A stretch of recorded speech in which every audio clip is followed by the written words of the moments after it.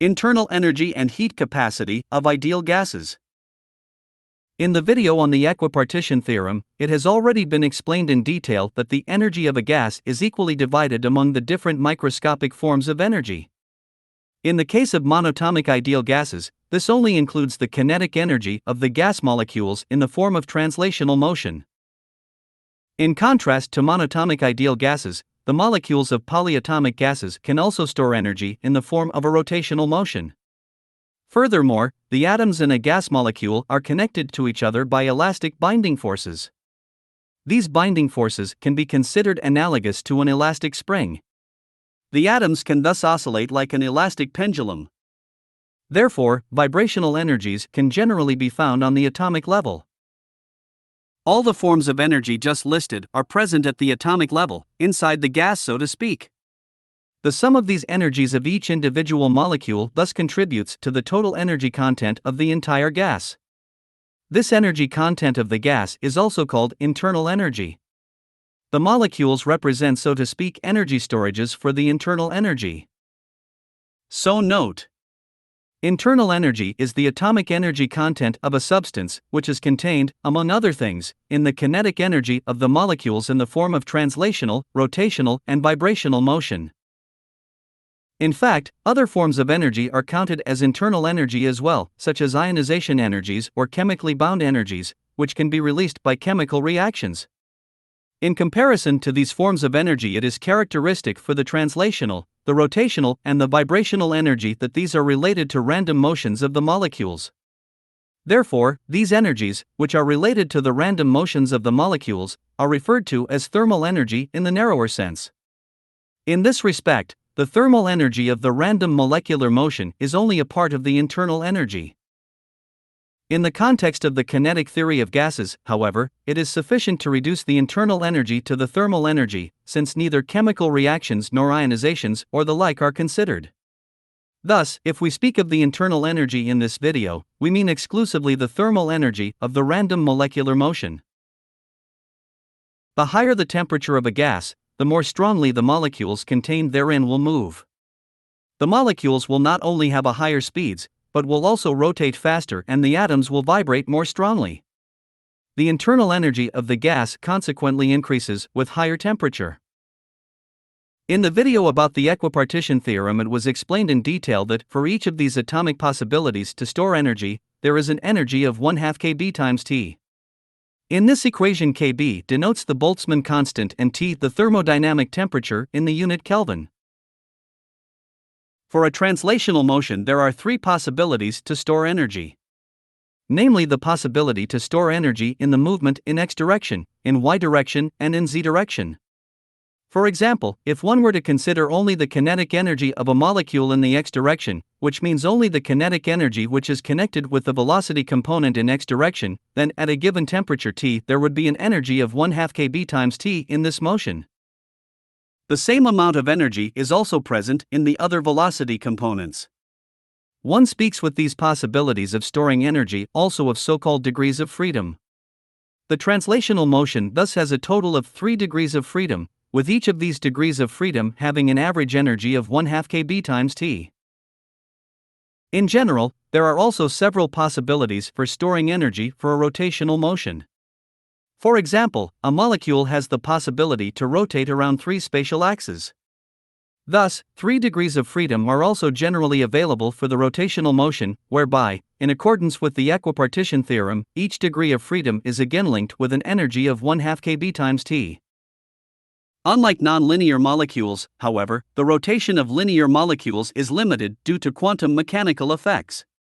Such molecules, in which the atoms are all arranged on one axis, cannot easily rotate around their molecular axis. This can also be illustrated by the fact that if the atoms are assumed to be point masses, no energy can be stored by rotation because there is no rotating mass. In this context, one also speaks of a so-called frozen degree of freedom. Since diatomic molecules are always linear molecules, these show basically only 2 degrees of freedom of rotation. Monatomic molecules, on the other hand, have no degree of freedom of rotation at all, since, assuming that atoms are point masses, there is again no way to put any mass into rotation and store energy accordingly. In fact, a quantum mechanical effect is again responsible for this. In addition to the translational and rotational motion, molecules with two or more atoms can also vibrate. The possibilities of vibration, also called modes of vibration, depend on the number of atoms and the shape of the molecule. The atoms of diatomic molecules can only oscillate along their molecular axis and thus have only one mode of vibration. Triatomic linear molecules, on the other hand, have four modes of vibration. The atoms can either vibrate symmetrically along their bond axes. This is also called symmetric stretch mode. However, the atoms can also oscillate phase shifted. This is then referred to as asymmetric stretch mode. Besides these modes, two so-called bending modes are also possible, each of which leads to a change in the bond angle. A distinction is made between a vertical and a horizontal bending mode. Triatomic nonlinear molecules, however, have a total of three modes of vibration. On the one hand again a symmetrical stretch mode and on the other hand again an asymmetric stretch mode along their bond axes. Furthermore, a bending mode within the molecular plane is also possible. From an energetic point of view, it must be taken into account with all modes of vibration that these contain both kinetic energy and potential energy. A mode of vibration has therefore always two possibilities to store energy, namely in the form of kinetic and potential energy. Therefore, each vibrational mode always accounts for two vibrational degrees of freedom. Again, both the kinetic energy and the potential energy of the oscillation each account for an energy of 1/2 kb times T on average. The table shows in summary the number of degrees of freedom F for monatomic particles, diatomic molecules, linear molecules, and nonlinear molecules, divided into the various forms of motion. Note that according to the equipartition theorem, each degree of freedom of a gas molecule, whether translational, rotational, or oscillatory, accounts on average for an energy of 1/2 kb times T. Thus, multiplying this amount of energy by the total number of degrees of freedom of a molecule results in the total energy stored in the random motion of a molecule. If we multiply this total kinetic energy per molecule by the total number of molecules in a gas, we obtain the total thermal energy contained in the gas and thus the internal energy of an ideal gas. Note that the gas molecules are still assumed to be mass points which do not exert any intermolecular bonding forces among each other, while the actual shape of the molecules is taken into account by the number of degrees of freedom. The assumption as mass points has only the reason that otherwise one would have to consider the intrinsic volume of the molecules in the calculation of the gas pressures. For a given number of degrees of freedom and number of molecules, the internal energy of an ideal gas depends only on the temperature. The number of molecules can also be expressed by the amount of substance. The number of molecules is given by the product of the amount of substance and Avogadro's constant Na. If we use this relationship in the given formula, we get the shown relationship between internal energy and temperature. In this equation, the Avogadro constant and the Boltzmann constant can be combined to a new constant. This new constant is referred to as the molar gas constant Rm, also known as the universal gas constant or ideal gas constant. The derived relationship between temperature and internal energy can now be used to calculate the temperature change of an ideal gas with a change in internal energy. If the internal energy of the gas changes by an amount delta U, then this results directly in a change of the temperature delta T. The concrete way in which the change of the internal energy is caused is irrelevant for the validity of the given formula. The change of the internal energy can be caused, for example, by heat being added or dissipated. This is immediately obvious from everyday life, because if energy is supplied to an object in the form of heat and the internal energy increases as a result, its temperature rises. Conversely, when heat is dissipated, the temperature decreases due to the decrease in internal energy. The substance gives off internal energy in the form of heat to its surroundings, so to speak. However, a change in the internal energy of a gas can take place not only through a heat transfer, but also through mechanical work. In compression, for example, the gas is compressed by applying work. The energy that has been applied is transferred to the internal energy, which consequently also leads to an increase in temperature. This is the reason why an air pump, or more precisely the gas it contains, heats up when a tire is inflated. The temperature rise is particularly noticeable in electrically driven compressors, which for this reason usually have to be cooled by cooling fins. The energy supplied in the form of compression work is thus partly released by the gas in the form of heat by the cooling fins, so that the internal energy and therefore the temperature does not rise quite as much. The relationship between a transfer of energy in the form of heat and work and the associated change in internal energy is ultimately expressed by the first law of thermodynamics. Note that these quantities have signs. If heat is transferred to a gas or work is applied in the form of compression, the signs of these quantities are positive in each case. If heat is dissipated, or if the gas releases work in the form of expansion, then these energy amounts are negative. In the following, let us take a closer look at the change of the internal energy due to a heat supply or removal. If a certain amount of heat is supplied to a gas and the gas itself does not release any energy by heat or work, then this heat supply completely benefits the internal energy. Thus, the internal energy of the gas will consequently increase by the amount of the added heat. This results directly in a corresponding change in temperature. In this way, we have now found a formula with which we can describe the temperature change due to a supply of heat. Note that this formula also applies when heat is dissipated. In such a case, this then leads to a reduction of the internal energy and thus to a decrease of the temperature by the amount delta T. Remarkable about the derived formula is that for the relationship between a transfer of heat and the resulting change in temperature, it obviously does not matter which type of gas is involved.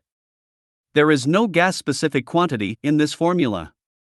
Of importance is only the number of degrees of freedom of the molecules, but not the type of atoms that make up the molecule. Thus, for an ideal gas, only the shape of the gas molecules is important, since this determines the number of degrees of freedom. The term marked in red, which describes the relationship between a heat transfer and the resulting temperature change for a certain number of degrees of freedom, is also referred to as the molar heat capacity. The molar heat capacity indicates how much heat is required to heat 1 mole of a substance by 1 Kelvin.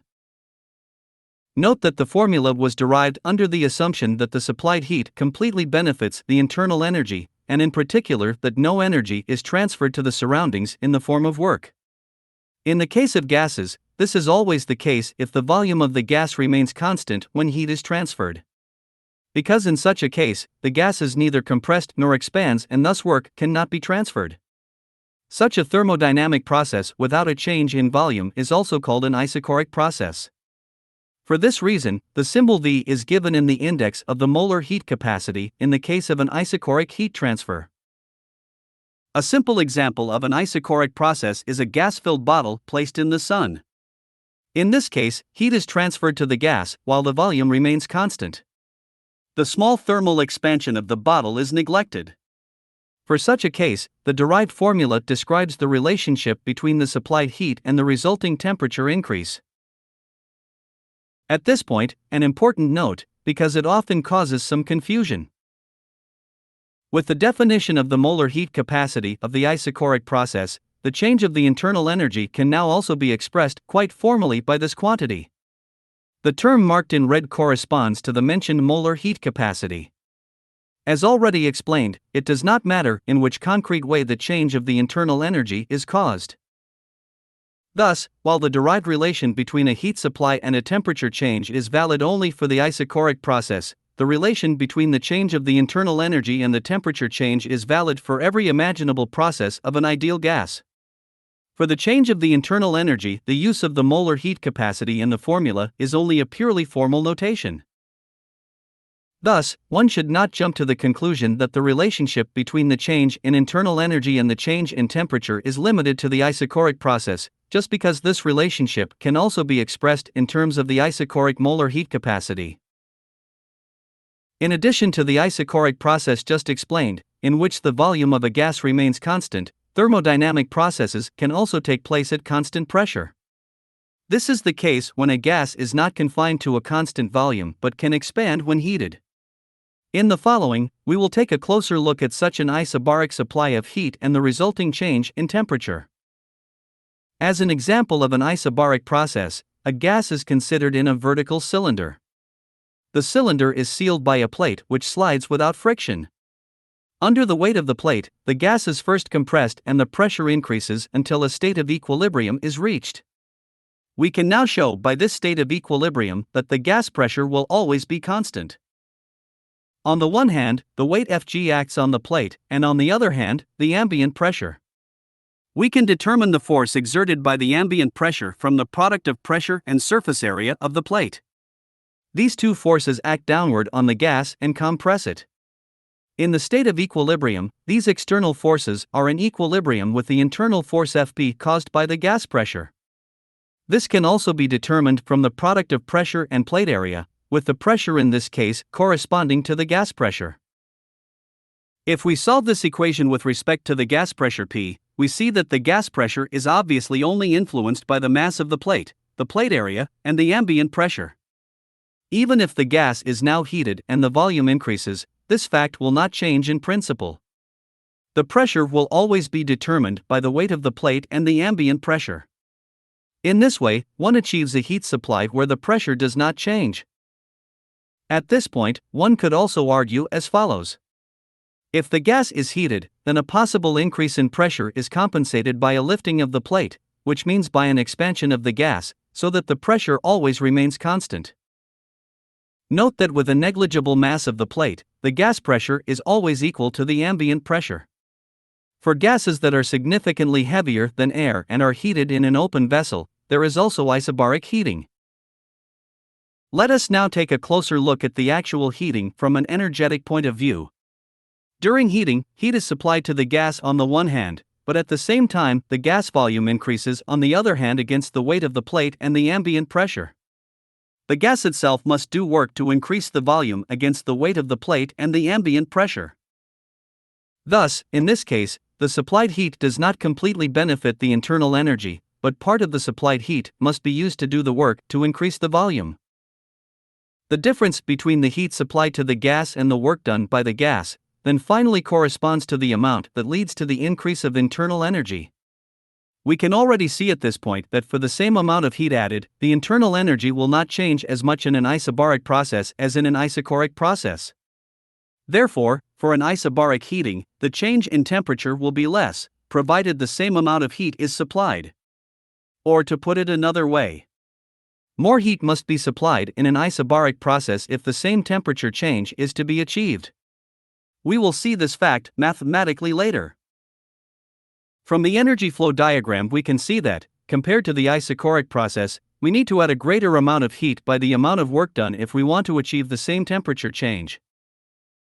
While the change in internal energy can be determined by the formula already derived, the work done by the gas can be calculated from the constant force with which the gas lifts the plate by the height delta H. The work done results from the product of force, caused by the gas pressure, and the displacement, which in this case corresponds to the height lifted. The product of plate area and lifted height, marked in red, just corresponds to the increase in volume delta V. The work done is therefore the product of the pressure and the change in volume. This work is therefore also referred to as pressure-volume work. The pressure-volume work was derived on the basis of a circular surface area. In principle, however, the shape of the surface or the shape of the volume change is irrelevant.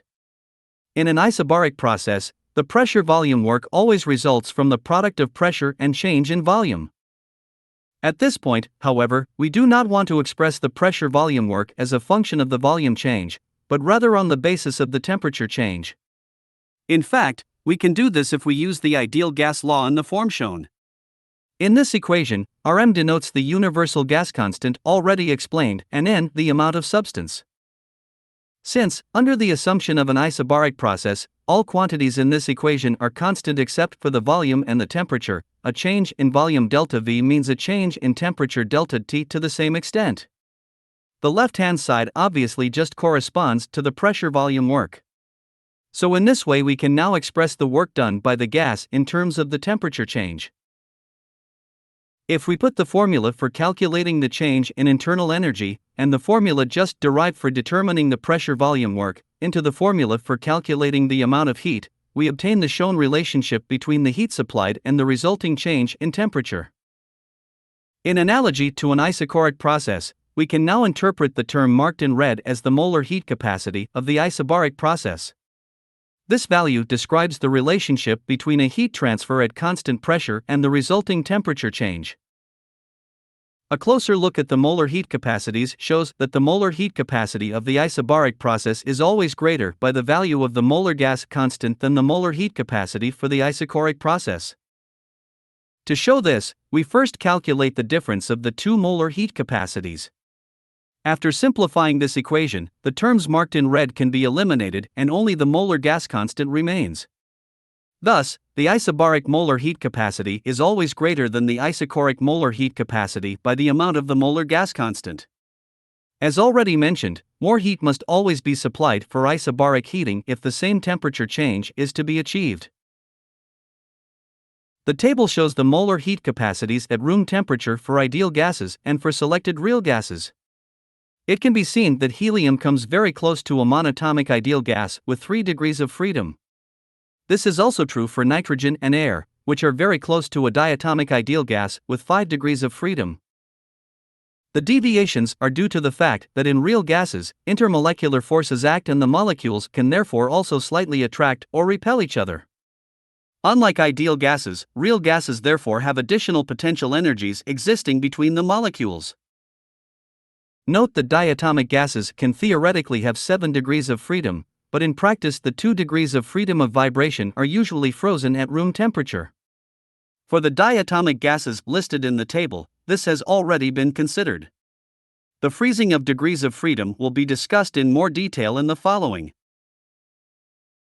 If one considers the definitions of the molar heat capacities, then these obviously depend only on the number of degrees of freedom. One could assume that the molar heat capacities are thus independent of the temperature. In practice, however, one notices that the heat capacities are largely constant only within certain temperature ranges. If, for example, the molar heat capacity is plotted against the temperature in a diagram, it can be seen that the molar heat capacity decreases abruptly with decreasing temperature. The diagram shows, as an example for a diatomic ideal gas, the course of the molar heat capacity of the isochoric process as a function of temperature. Since the molar gas constant is a physical constant, the change in heat capacity must be due to the number of degrees of freedom. Obviously, the number of degrees of freedom decreases with decreasing temperature. The reduction of the degrees of freedom can only be explained by quantum mechanics, whose basic idea is based on the fact that energies cannot assume arbitrary values, but only discrete values. In order to excite a certain energy state of a molecule, certain minimum energies are necessary. For example, the oscillation of a diatomic molecule along its molecular axis requires a certain minimum energy. If this minimum energy is not present, then the vibration cannot be excited. If no vibration can be made possible, then this degree of freedom cannot be used for energy storage. Due to insufficient energy of the molecules, equivalent to too low temperatures, this degree of freedom is so-called frozen. The reason why the molar heat capacity drops within a temperature range and not suddenly is due to the characteristic speed distribution in an ideal gas. At a certain temperature, not all molecules have the same speed. Some particles are slower and some faster. If the temperature drops, the degree of freedom is not frozen for all molecules at the same time, but only for those particles whose kinetic energies are too low. With a diatomic gas, the degree of freedom of vibration is first frozen with decreasing temperature. This is followed by the freezing of the degree of freedom of rotation. Even if a gas is regarded as ideal, degrees of freedom are frozen in practice and the heat capacities change as a result. If such changes in the heat capacities are neglected for the sake of simplification, then one also speaks of perfect gases. Instead of ideal gases, let us now consider solids and liquids. In these cases, a distinction between an isobaric and an isochoric process is generally not necessary. The reason for this is that solids and liquids are incompressible, which means that they almost do not change their volume under pressure or with a change in temperature. The low thermal expansion is negligible.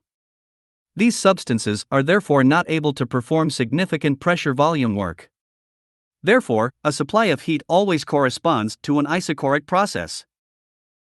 Empirical research has shown that in many cases the considerations about the degrees of freedom of ideal gases can also be applied to solids. In contrast to gases, however, molecules in solids cannot move freely but are bound to certain locations. In these cases, the molecules can also not rotate. The movements of the molecules in solids are thus limited to vibrations around an equilibrium position, whereby the oscillations can take place in all three spatial directions. Thus, with effectively 6 degrees of freedom, the molar heat capacity of solids corresponds theoretically to 3 times the value of the molar gas constant.